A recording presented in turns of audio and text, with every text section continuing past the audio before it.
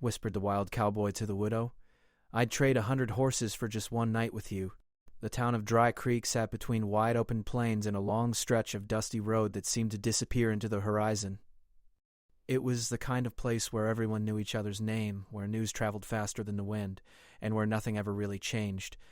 The mornings were quiet except for the sound of roosters and the distant lowing of cattle. The evenings were filled with the smell of wood smoke and the soft murmur of neighbors talking on their porches.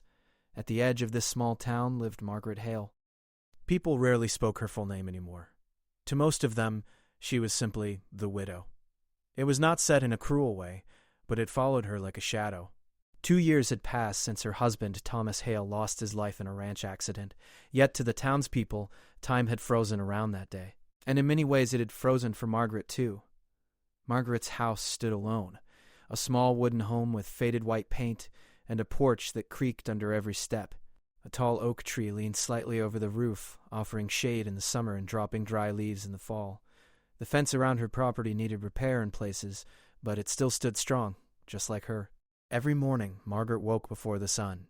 She tied her dark hair back into a simple knot and stepped outside with steady hands. The air was often cool, carrying the smell of earth and grass.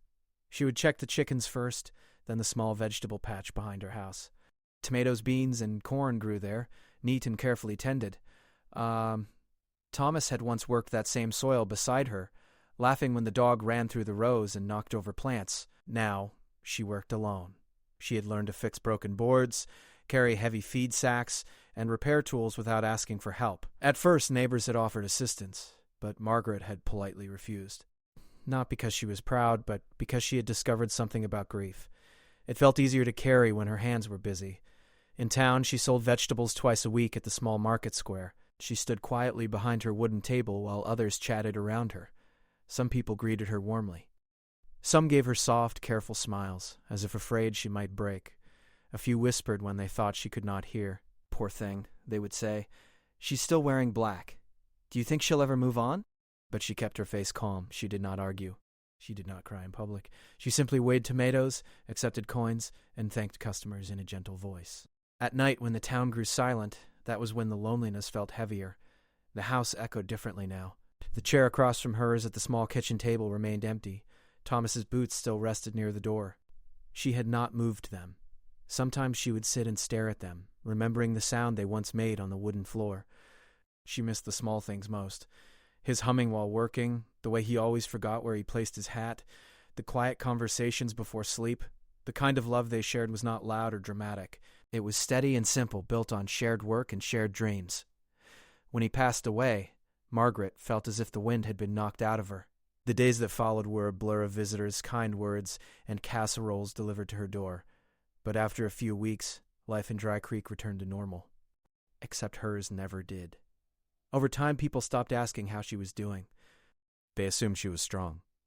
And she was. But strength did not mean she was not tired. One hot afternoon in early summer, the town felt different. The sky was clear and bright, and dust swirled along the main road as a rider approached from the west. Children noticed first. They pointed and ran alongside the road, laughing and shouting. The rider sat tall in the saddle, moving with confidence and ease. His horse was strong and dark brown, muscles shining under the sunlight. The man wore a wide-brimmed hat pulled low over his eyes, boots worn from miles of travel, and a faded shirt that hinted at long days under the open sky. His name was Cole Bennett. Word spread quickly that he was a skilled cowboy, known for handling wild horses that no one else could tame. Some said he had worked on the biggest ranches across several states. Others said he never stayed long in one place. There were stories about him, half true and half imagined, growing bigger with every retelling. By the time Cole reached the center of town, curious eyes followed him. He greeted a few men near the saloon with a polite nod and asked about work. His voice was calm but carried a rough edge, shaped by years of dust and wind. Margaret happened to be near the water well when he first saw her. She was drawing water into a metal bucket, her sleeves rolled up slightly. A loose strand of hair had escaped her knot and brushed against her cheek. She looked smaller than he expected from the stories he had heard. But there was something about the way she stood, straight, steady, unshaken, that caught his attention. She did not look at him the way others did. Most women in town gave him quick smiles or curious glances. Some whispered behind their hands. Margaret barely glanced up, Her eyes met his for only a second before she returned to her work. But in that brief moment, something shifted. Her eyes were not cold. They were tired. Tired in a way that spoke of carrying more than one person's share of life. Cole watched her walk away, bucket in hand, moving with quiet purpose. He had seen many towns and many faces. He was used to being noticed. Used to being welcomed or warned about, but being ignored so calmly was new. Later that evening, as he sat outside the general store speaking with the shop owner about possible ranch work, his gaze drifted again toward the road that led to the edge of town. He found himself asking about the widow. "That's Margaret Hale," the shop owner said. "Lost her husband 2 years back. Keeps to herself. Strong woman." Cole nodded slowly. He had met strong men before, men who wrestled cattle and rode through storms. But strength like Margaret's was different. It was quiet. It did not shout or demand attention. That night, Cole stayed in the small boarding house. As he lay on the narrow bed listening to the sounds of the town settling into sleep, he thought about the look in her eyes. It wasn't beauty alone that stayed in his mind. It was something deeper. A story written behind silence. Meanwhile, Margaret sat at her kitchen table under the soft glow of a lantern. She could still picture the rider's face. She told herself it meant nothing. Travelers came and went. She had learned not to pay attention to passing strangers. Yet something about him unsettled her, not in a frightening way, but in a way that stirred something she had worked hard to bury. For 2 years, her world had been small and controlled. Wake up, work, market, return home, sleep, repeat. There was safety and routine. No surprises, no risks. But new riders brought change, and change brought questions. Outside, the wind moved gently across the plains, brushing against fences and carrying the scent of dry grass. The same wind that had once carried laughter across her yard now carried uncertainty. Neither Margaret nor Cole knew it yet, but that single glance at the well had already begun to shift something in both of them. In a town where nothing ever seemed to change, the arrival of one restless cowboy and the quiet strength of one grieving widow were about to cross paths in a way no one expected, and for the first time in a long while, Margaret felt something unfamiliar. Not happiness. Not hope. For as long as he could remember, the road had been his only true home. He had worked on ranches where the land stretched so far that the horizon looked like a thin silver line. He had slept under open skies more times than under a proper roof. He had broken wild horses, fixed fences, joined cattle drives, and then left before anyone could ask him to stay longer than a season. People often called him restless. Some called him free. Cole himself never gave it a name. He just knew that whenever he stayed too long in one place, something inside him started to feel trapped. So he would saddle his horse, tip his hat, collect his pay, and move on to the next town. Dry Creek was supposed to be no different. On his second morning there, he woke up early at the boarding house. Sunlight slipped through the thin curtains, and the sounds of the town slowly rising filled the air. He could hear wagons rolling over dirt roads, and shopkeepers opening wooden shutters. It felt like every other small town he had passed through. Yet his thoughts did not feel ordinary. Instead of planning how soon he would leave, he found himself wondering if Margaret Hale would be at the market that day. He didn't like the direction of that thought. After breakfast, he went straight to the largest ranch near town and offered his help. The ranch owner had heard of him. Word about skilled cowboys traveled fast. By noon, Cole was already in the field, calming a nervous horse that had thrown 2 riders the week before. He worked with focus and patience. He did not shout or use force. He moved slowly, speaking in a low voice, earning the animal's trust step by step. By evening, the once wild horse allowed him to place a saddle on its back without resistance. The ranch hands watched with respect. "You're staying long?" one of them asked as they walked back toward the barn. Cole shrugged. "Long enough to earn my pay." That answer usually satisfied people. But later that afternoon, instead of heading straight back to the boarding house, he found his horse turning down the narrow path that led toward the edge of town, toward Margaret's house. He told himself it was just a ride, just curiosity, nothing more. When he arrived, he saw her struggling with a loose fence post near the far corner of her property. The wood had cracked, and the wire sagged low. She had tied her sleeves back again, and dirt marked her hands. Sweat glistened lightly on her forehead, but her movements were steady. Cole paused for a moment, watching. She worked without complaint, without waiting for help. Finally, he cleared his throat softly so he wouldn't startle her. She turned quickly, surprise flashing in her eyes before it settled into calm. "Afternoon?" he said, removing his hat politely. She nodded. "Afternoon." He glanced at the broken fence. "Looks like that post's about ready to give up. I'll manage." He studied her face for a second. There was no sharpness in her voice, no anger, just independence. "I don't doubt that," he said gently, "but I've fixed a few fences in my time. Mind if I lend a hand?" She hesitated. Margaret had grown used to doing everything alone. Accepting help felt like admitting weakness. But the truth was the post was heavier than it looked, and the sun was still high in the sky. Without another word, she stepped aside. Cole tied his horse to a nearby tree and got to work. He moved quickly but carefully, digging deeper into the soil and setting a new post firmly in place. He tightened the wire with strong hands and tested it twice to make sure it would hold. Margaret watched quietly. She noticed how he did not rush for praise or look toward her for approval. He simply did the job right. When he finished, he stepped back. "That should last you a while." It was a small exchange, but something in the air felt different. From that day on, Cole found small reasons to pass by her property. One afternoon, he brought a sack of grain he claimed he had extra of. Another day, he repaired a loose hinge on her barn door without even mentioning it. He never stayed too long, never crossed any line. He simply helped and left. The town began to notice. Dry Creek was not used to surprises. People saw the wild cowboy riding toward the widow's home more than once, and whispers began to grow. "He won't stick around," some said. "She shouldn't trust him," others added. "He's not the settling type." He felt the careful looks from neighbors. It made her uneasy. She did not want to become a story people told over supper. So one evening, when Cole stopped by again with fresh nails for her tool shed, she faced him with quiet firmness. "You don't have to keep coming out here," she said. "I can manage on my own." He studied her expression. There was no anger, only caution. "I know you can," he replied. "You've proved that already." "Then why?" she asked. The question hung between them. Cole was not used to explaining himself. He had never needed to. But this time, he searched for the right words.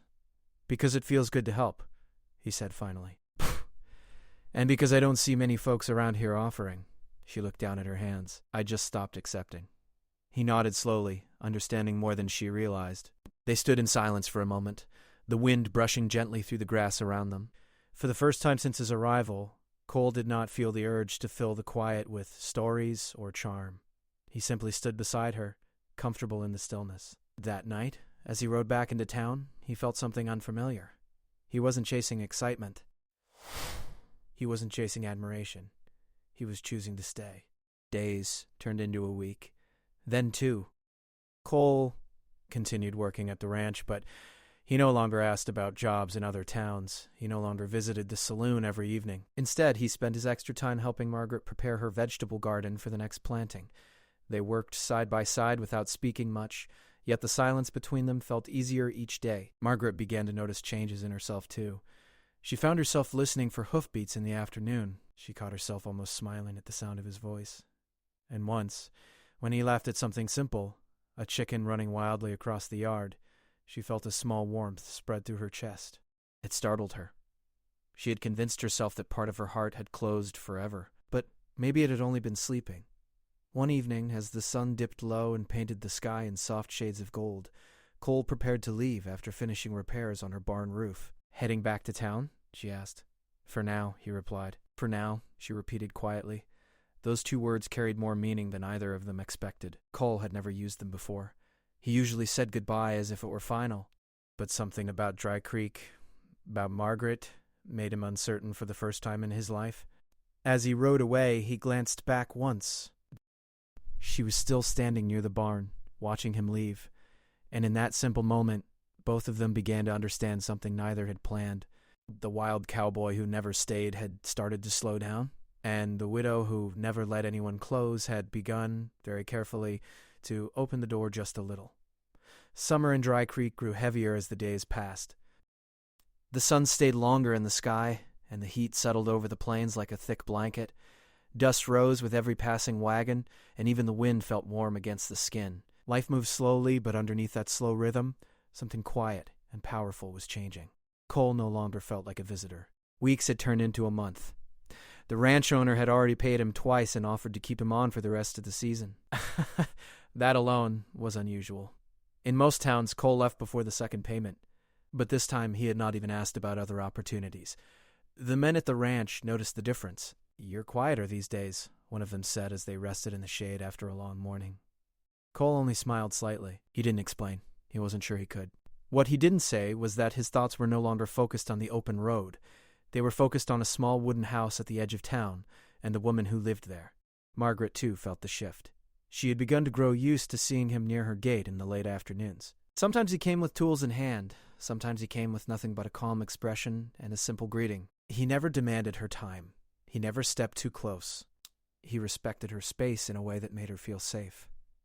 One evening, dark clouds rolled in without warning. The wind picked up quickly, bending tall grass and rattling shutters across town.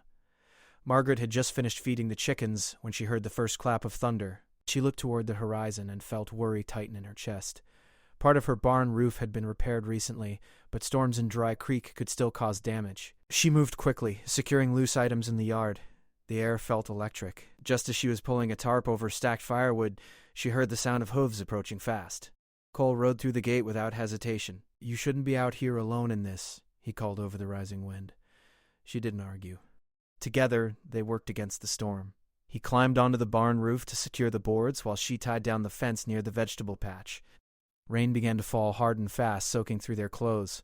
The wind howled around them, but neither of them stopped. When the worst of the storm finally passed, they stood under the small porch roof, catching their breath.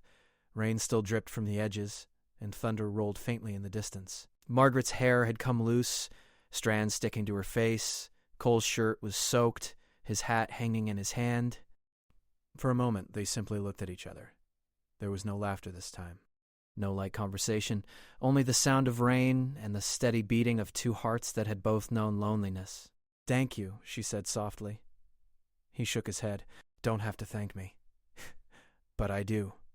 Her voice carried something deeper than gratitude. It carried trust. They sat down on the porch steps, still watching the rain. The sky slowly began to clear, revealing streaks of soft orange and purple as the sun tried to return. Cole broke the silence first. "Storms don't scare you much," he said. "I've seen worse," she replied. He studied her face carefully. "I wasn't talking about the weather." She understood what he meant. Margaret had faced a storm much greater than wind and rain 2 years ago. Losing her husband had shaken her world. She had learned to stand again, but not without scars. "My husband used to sit right there," she said quietly, pointing to the empty chair beside the door. "After every storm, he would check the damage and say, 'We'll fix what's broken tomorrow.'" Her voice did not tremble, but it carried weight. Cole listened without interrupting. He didn't offer quick comfort. He didn't change the subject. He simply listened. I thought I wouldn't survive it," she continued. Silence after he was gone. It was louder than any storm.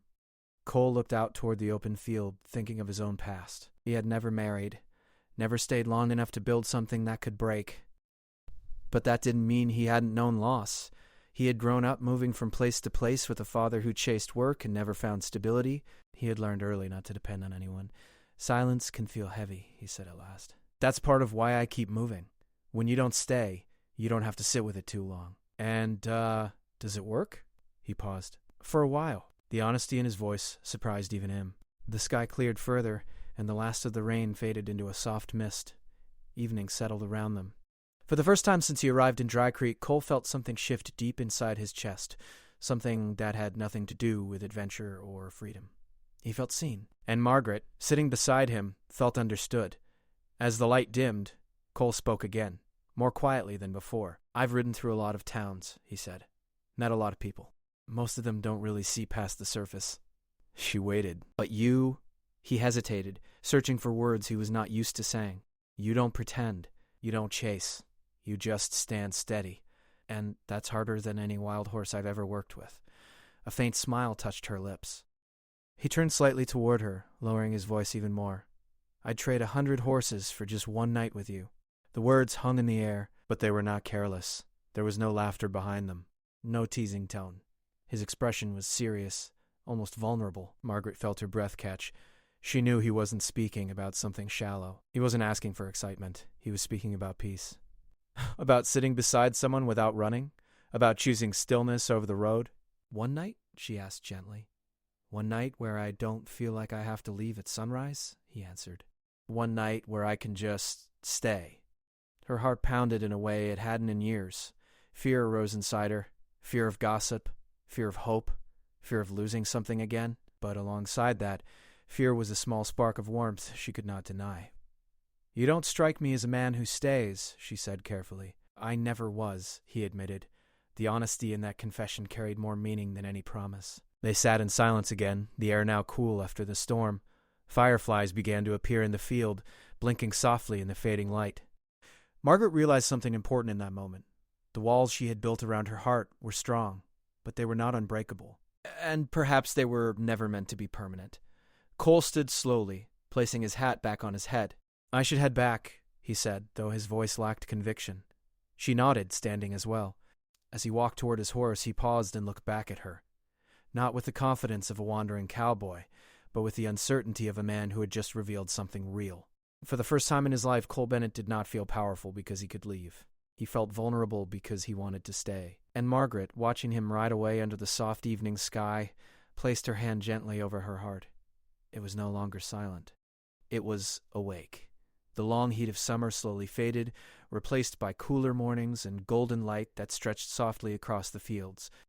Leaves on the tall oak near Margaret's house began to turn pale yellow. The wind no longer carried only dust. It carried change. And the town could feel it. It had not taken long for people to notice that Cole Bennett was still there. At first, folks assumed he would leave once the ranch work slowed. That was what men like him did. They arrived with skill and charm, worked hard for a season, and then rode off before roots could grow. But weeks had passed, then months. And still, the wild cowboy had not saddled up for good. Instead, he could often be seen riding toward the edge of town in the late afternoons, toward Margaret's house. Whispers grew louder. At the general store, women lowered their voices when Margaret stepped inside. At the market, eyes followed her more closely than before. Some people were simply curious, others were judgmental. Small towns had long memories, and they often believed grief should follow certain rules. "She's moving on too fast," one woman muttered near the flour sacks. "It's been 2 years," another replied quietly. "That man won't stay," someone else added, "and she'll be left alone again." Margaret pretended not to hear, but the words found their way into her thoughts at night. She would sit at her kitchen table under the soft glow of the lantern, staring at the empty chair across from her. Thomas's memories still lived in every corner of the house. His laughter still echoed in her mind when she closed her eyes. Loving him had been easy. Losing him had nearly broken her. Now something new had entered her life, and she didn't know how to hold it without feeling guilt. One evening, as she and Cole worked quietly in the garden, she finally spoke the worry that had been building inside her. "They're talking," she said without looking at him. He kept pulling weeds gently from the soil. "I figured they might be." She paused. "Does it bother you?" He leaned back on his heels and studied her face. "I've been talked about in more towns than I can count. That's not what I mean. It bothers me if it makes things harder for you," he answered honestly. Margaret wiped dirt from her hands and stood. The sky above them glowed soft pink as the sun began to set. "I spent 2 years trying to prove I was strong," she said quietly. "Strong enough to carry on. Strong enough to stand alone. Now it feels like they're waiting to see me fail." Cole stood as well, his expression serious. "You're not failing," he said firmly. "Am I?" she asked. "What if I'm just lonely? What if I'm holding on to something that won't last?" The question hung between them.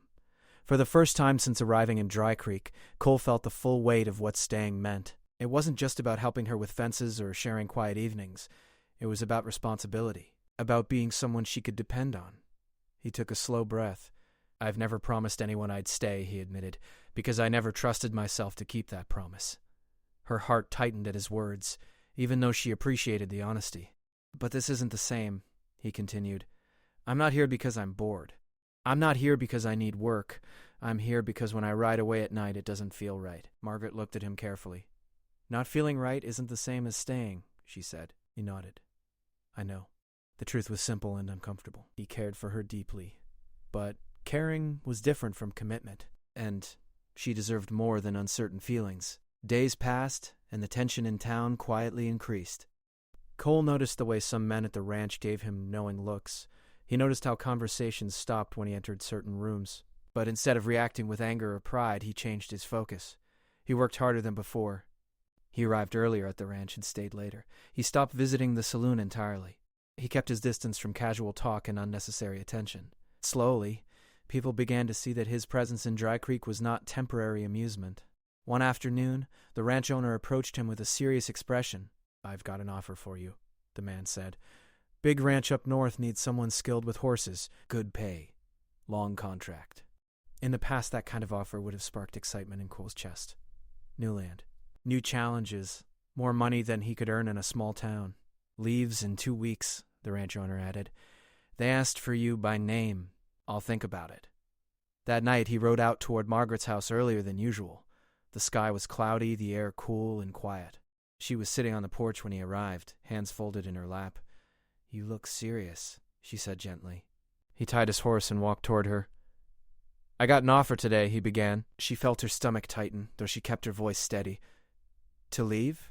She nodded once. "That makes sense." He studied her face carefully. She was calm. Too calm. "It's good money," he added. "Steady work." "That's important," she replied. The silence between them felt different this time. Not peaceful. Not easy. "Margaret," he said quietly, sitting beside her, "if I leave, it won't be because of what people say." She looked straight ahead at the fading light over the fields. "People always talk," she said. "But you're used to moving." He leaned forward slightly, resting his elbows on his knees. "I used to think moving meant freedom," he said, "but lately it feels more like running." She turned toward him slowly. "Running from what?" He met her eyes. "From belonging anywhere." Her breath caught softly. For years, Cole had defined himself by independence, by not needing anyone, by leaving before roots could form. But now he understood something he had never admitted before. He had been afraid that if he stayed long enough to care deeply, he would have something to lose. Margaret understood that fear. She lived with it every day. "You don't owe me anything," she said gently. "I know. And I don't want you staying out of guilt." "I wouldn't," he replied. The wind brushed softly against the porch steps, carrying the scent of dry leaves. The town's distant sounds faded as evening settled around them. "What do you want?" she asked finally. It was the simplest question, yet the hardest to answer. Cole looked out across the open land, the same land that once called him to travel endlessly. For the first time, it did not look like escape. It looked like something that could be shared. "I want to wake up somewhere and not feel the need to leave," he said quietly. "I want to build something instead of just passing through." Margaret's heart pounded. "And you think you can do that here?" she asked. He looked at her with steady certainty. "I think I can try." Not offering grand speeches, just trying. Oh, it was more real than any dramatic vow. She felt the fear inside her shift slightly. Loving again did not erase her past. It did not dishonor Thomas. It did not mean she had forgotten the life she once had. It simply meant her heart was still capable of growing. But growth required risk. In town, people continued to watch. They waited for signs that Cole would pack up and leave, as he always had. They waited for Margaret to retreat back into solitude. Instead, something else began to happen. Cole declined the offer. He informed the ranch owner that he would stay in Dry Creek for the season, maybe longer. The decision surprised even him. But once he spoke it aloud, it felt right. Word spread quickly. The wild cowboy had turned down a larger opportunity to remain in a small town. Some shook their heads in disbelief. Others softened their opinions. Slowly, the whispers lost their sharp edge. Margaret noticed the difference. One afternoon at the market, a woman who had once whispered about her simply smiled and bought extra tomatoes without comment. It wasn't acceptance yet, but it wasn't judgment either. That evening, as the sun dipped below the horizon and painted the sky gold, Margaret stood beside Cole near the repaired fence line. "You stayed," she said softly. He glanced at her with a small smile. "For now," he replied, but this time the words carried weight. Choice. For the first time in his life, Cole Bennett was not staying because he had nowhere else to go. He was staying because he wanted to. And for the first time in 2 years, Margaret Hale allowed herself to imagine a future that did not feel empty. The town still watched, but this time they were witnessing something rare. A restless man learning to stand still, and a grieving woman learning that her heart, though once broken, was still strong enough to love again.